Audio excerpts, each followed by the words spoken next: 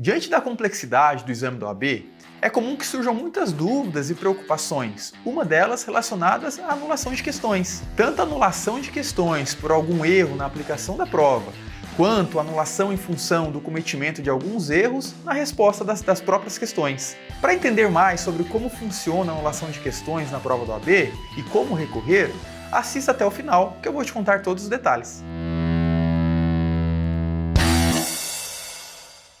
Olá, meu nome é Geraldo e eu vim aqui te trazer dicas valiosas relacionadas à interposição de recursos, bem como do que não fazer na peça prático-profissional para que você não venha ter essa prova zerada. Mas antes de continuar, eu peço que você se inscreva no canal e já deixe um like por aqui. Para a anulação das questões, a banca leva em consideração alguns fatores, como por exemplo, se existe algum equívoco material no enunciado, como nomes errados ou datas erradas. É importante que esse erro influencie na escolha da resposta certa da questão. Isso é um ponto a ser levado em consideração. Outra análise que é feita é que se não existe nenhuma alternativa correta, ou se a questão possui mais de alguma interpretação possível, ambígua ou mal formulada, podendo então vir a ser anulada. E por fim, um outro fator de anulação é quando essa questão ela não observa o ordenamento jurídico brasileiro ou não observa algum entendimento consolidado pelos tribunais superiores. Nesses casos, identificando alguns desses equívocos, considera-se essa questão como imprestável e ela deixa de fazer parte do exame. Assim, a pontuação referente a ela é distribuída para todos os candidatos, como se tivessem acertado, inclusive aos que não tenham interposto recurso. E vale destacar que isso vale tanto para a primeira quanto para a segunda fase do exame da OAB. Para a interposição do recurso, o candidato deve se atentar aos requisitos estabelecidos no edital, dentre os quais vale mencionar aqui o limite máximo de 5.000 caracteres e, principalmente, a fundamentação objetiva, clara e concisa do recurso, dado ao volume de candidatos, ou seja, durante o recurso não é hora de você desenvolver nenhuma tese jurídica ou alguma tese maçante. Funciona mais você ser objetivo, claro e conciso com as suas fundamentações.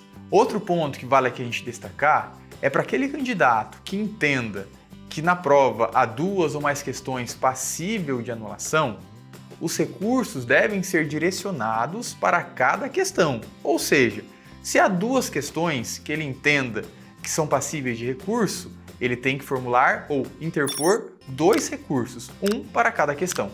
Outro ponto a ser levado em consideração é que na peça recursal, o candidato não pode fazer a sua identificação pessoal e, muito menos, emitir uma opinião. Nesse caso, em decorrência do princípio da impessoalidade, o candidato deve se ater exclusivamente aos fundamentos. A identificação dele é feita em um campo específico, ainda na parte de cadastro do recurso, e é vinculado ao seu número de inscrição.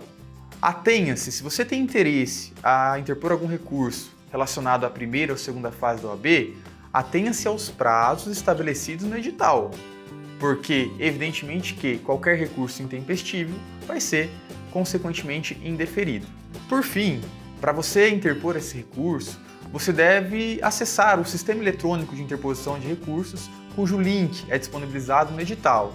E claro, não deixe para a última hora, porque às vezes, pelo tamanho da demanda, quantidade de candidatos e prova, o sistema pode vir a ficar instável. Agora, eu vou pontuar aqui para vocês algumas dicas para não ter a sua prova zerada na segunda fase do exame da ordem. Vou citar aqui, meio por cima, algumas dessas dicas, mas se você quiser destrinchar melhor cada uma delas, nós fizemos um artigo no blog da LFG, cujo link você pode acompanhar aqui na descrição do vídeo. Dica número 1, letra legível.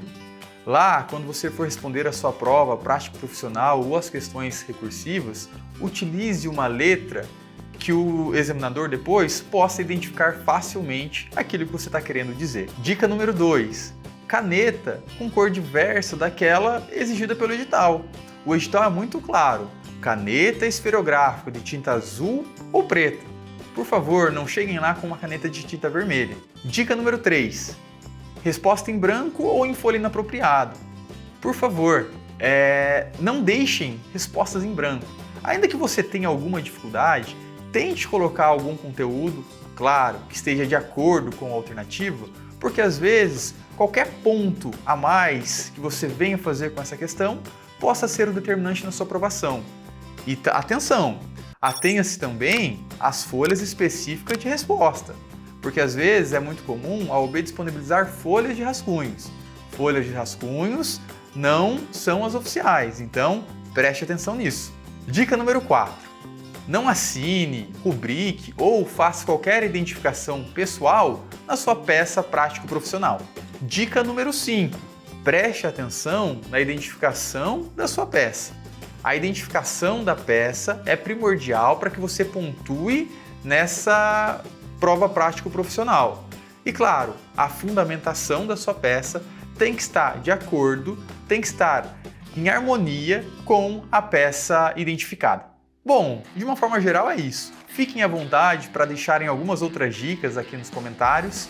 E claro, não se esqueçam, se inscrevam no canal, ativem as notificações, curtam o vídeo, compartilhem o conteúdo para que ele possa chegar a mais pessoas. Até breve!